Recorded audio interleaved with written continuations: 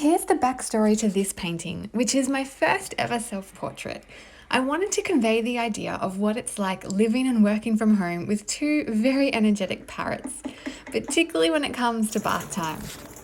This is my female Sheila, and she likes to bathe in the shower and in the sink and dry her belly on the hand towel or my hair, then jump back in the sink, back in the shower.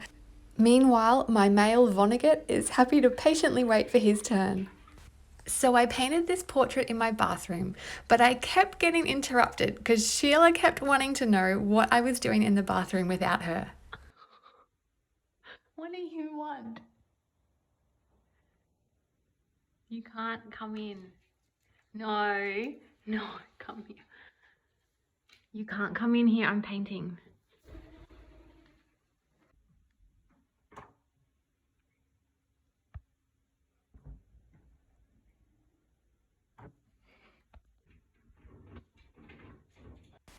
Eventually, we found a compromise, and the birds quietly slept in the shower while I painted solvent free. And this is the final portrait.